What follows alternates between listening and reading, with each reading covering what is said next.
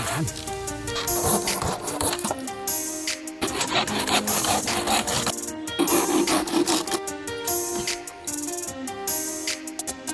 For today's video ay share ko naman sa inyo kung paano gumawa ng ganitong klase ng balsang kawayan. So ituturo ko sa inyo guys step by step kung paano gawin at buuin ang ganitong balsa.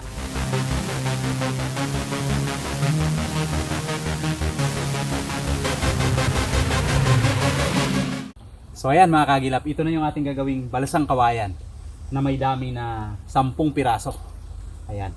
Sa pagsisimula guys ng ating paggawa ng balsa ay kinakailangan natin ng lubid. Ayan, ito yung ating mga gagamiting pantali at mga kahoy na may katamtamang laki. So yung unang gagawin ko guys ay bubutasan ko muna dito sa likod ng mga buko ng kawayan para maitusok natin itong kanyang kahoy. Yung ating gagawing patibay. Dito sa kabilang side ay iisa rin lang ang butas.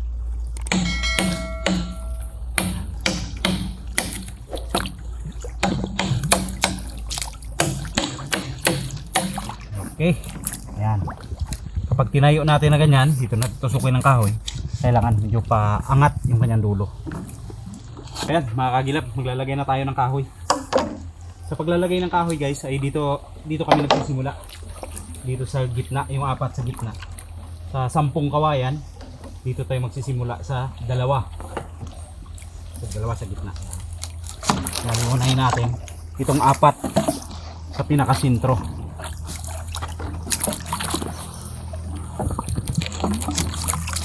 Yan. 3.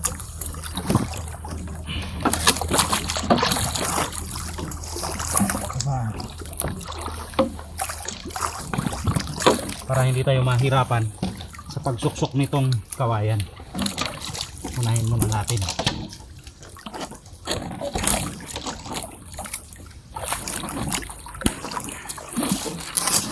Okay.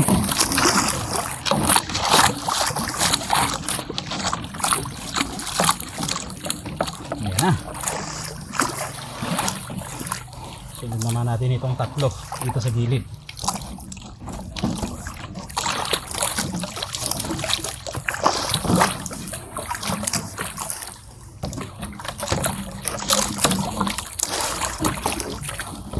Ito ang pinakalas. Saka natin i-adjust. Yun. Ito. Ang 8. Kailangan nakatikwas din. Ang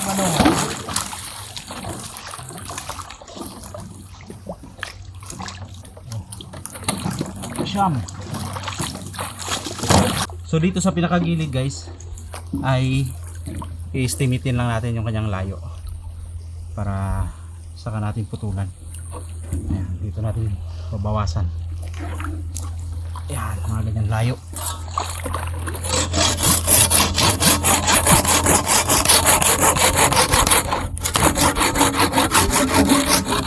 Yun.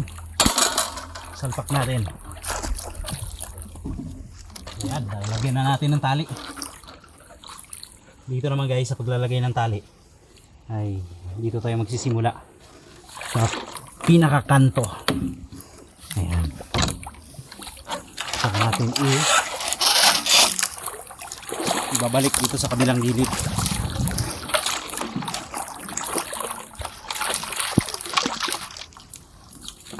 Ayan.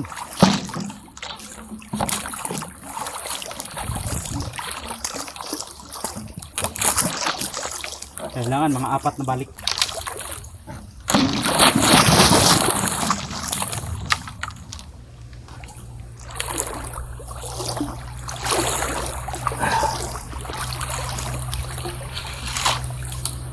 So ayan mga kagilap, maglalagay na naman ako ng pangalawang kahoy na pampatibay.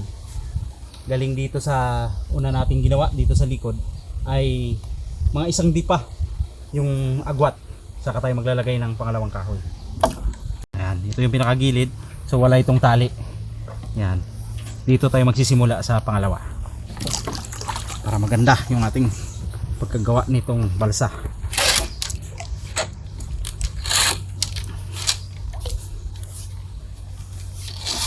Bawat itatali natin, bawat isang kawayan, kailangan ay mahigpit at nakalock siya, nakadubulak. Yan. Ayan guys, ganyan. Saka natin hihigpitin. Yan. Para walang kawala. So yung unang tali natin pa kanan. So susunod naman ay pa kaliwa. Bali sa lubungan lang. Para hindi siya magluwag. Lagi nakapasigsag. Higpit. Sabay suksok natin yung dulo dito sa ilalim. Maglagay tayo ng lock. Yung purpose nito guys, kung sakaling maputol ay hindi lahat matatanggal dahil bawat isang kawayan ay nakalock siya. Maputol man, isang kawayan lang yung magatanggal, hindi lahat. Para hindi maghiwa-hiwalay itong ating balsa.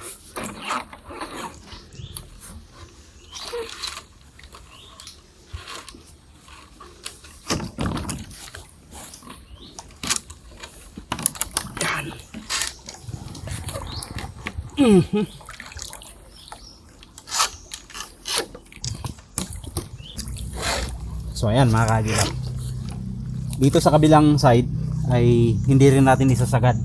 So iiwan din natin itong kabila. So baliwalo lang yung ating tatalian. Dahil yung gilid na yan ay ilalagyan natin ng kanyang pahigpit.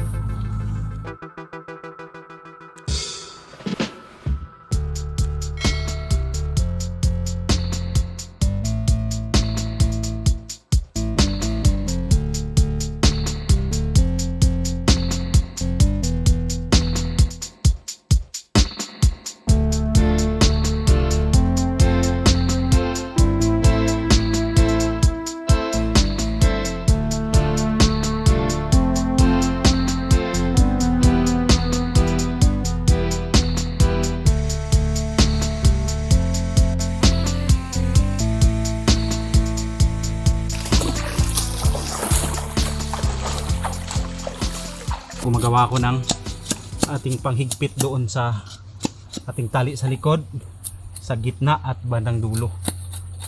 Ayan. Ito yung maghihigpit doon sa kabilaan, sa malalaking kawayan.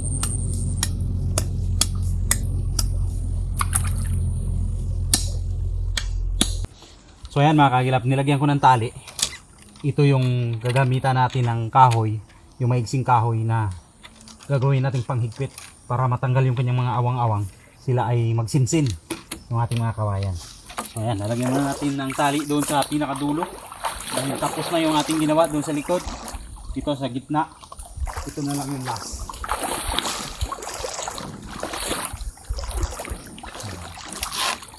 So guys, natalian lang natin. Ayan. Ayan, kung mapapansin nyo, yung kabilaan ay walang tali. So ito yung magpapahigpit sa kanya. Ayan, babalik lang natin ang dalawang balik. Saka natin higpitin. Ayun. Kung mapapansin nyo guys, hindi pa natin nalalagyan ng paghigpit ay dumidikit na sila. Dumidikit-dikit na. So itong pangalawa ay dito natin ilulusot.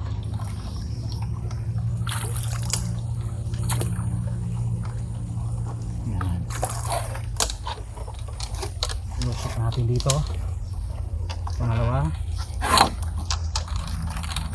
Yan.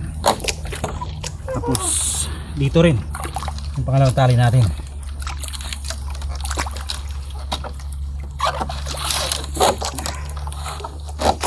Dito lang natin. Yan. Yan.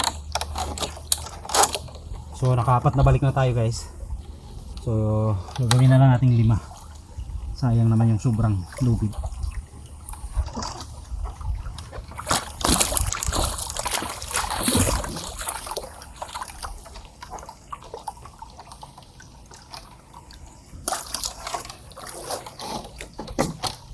Ayan. Ayun, ang higpit na lang ang kulang.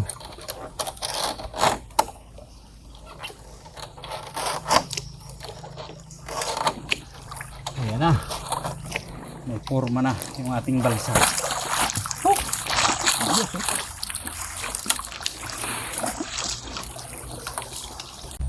Dito tayo nagsimula, nagtali. So lalagyan natin ang panghigpit. Ayan, hahatiin lang natin sa tatlo. Saka natin ito ilalagay. Tapos ikot lang natin. Ayan, maling ikot. Mali, pabalik. Paunahan yung ikot natin guys. Para dito tayo maglalak sa likod. Ayan. Isa. Dalawa. Ayan guys. Walang bilang ito.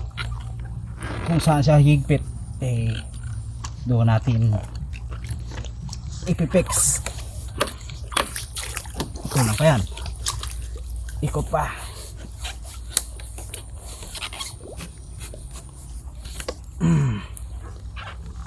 Ayun, higpit na.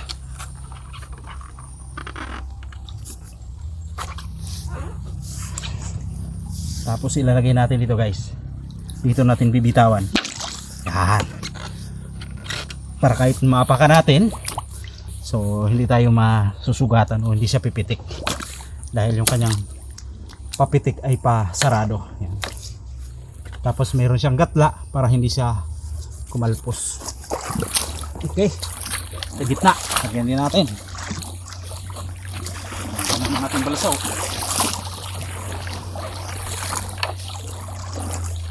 Ganun din. Hatiin natin sa 4. Isa yung galing sa labas. Ayan. Yung pangalawa dito sa loob.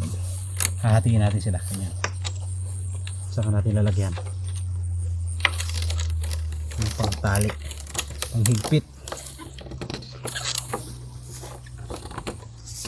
Yun.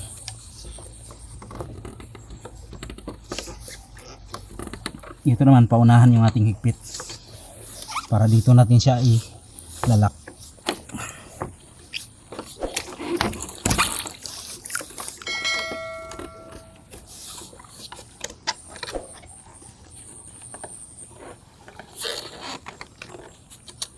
Yun. Ayan na, sobrang higpit. Tapos iatras lang natin guys. Iatras natin ganyan.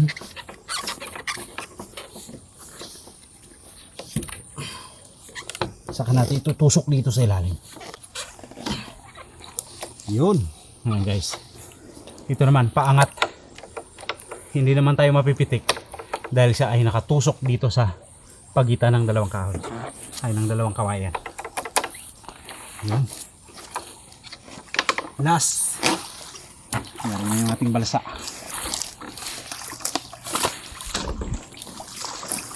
So ayan, dito na tayo sa unahan. Ito na yung last nating pagtatalian. So sisintro lang natin dito sa gitna. Saka natin tutusok. Yun. Ayan na. Ayos na yung ating balsa. Puputulan lang natin guys yung kanyang mga dulo. Ayan. Saka yung mga sobrang kahoy.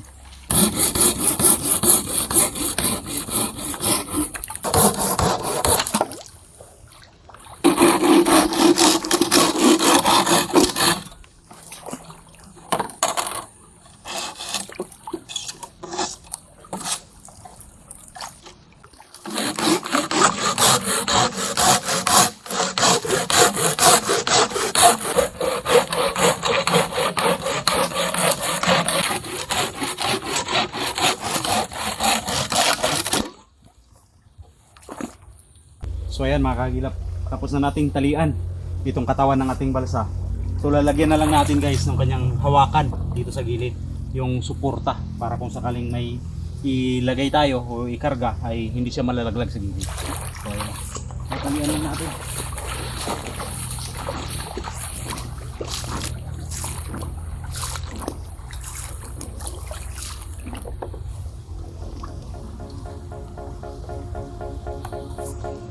Guys, dito tayo magsisimula sa harap.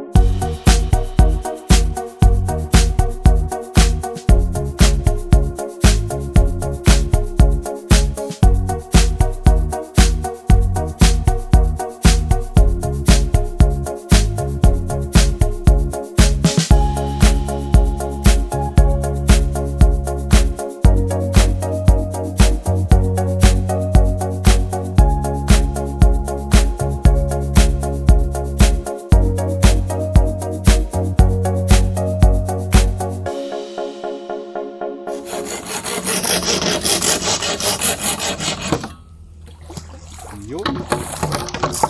Sukatin natin para pantay na pantay. Yan, ito.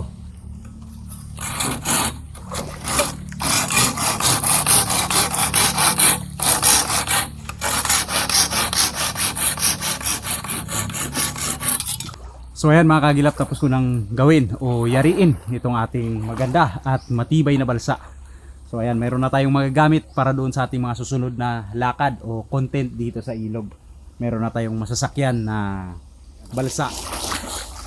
Bye. Ito nga pa sa gilid. Ayan guys, kahit tapakan sa gilid ay hindi siya basta-bastang malulubog. Ayan. Ayan. Kahit pumunta ka pa dito sa dulo. So ayan. Sana nakarating kayo guys dito sa dulo ng aming video. At kung nagustuhan nyo ang video na to, please don't forget to like, share, and subscribe. Thank you for watching mga kagilap.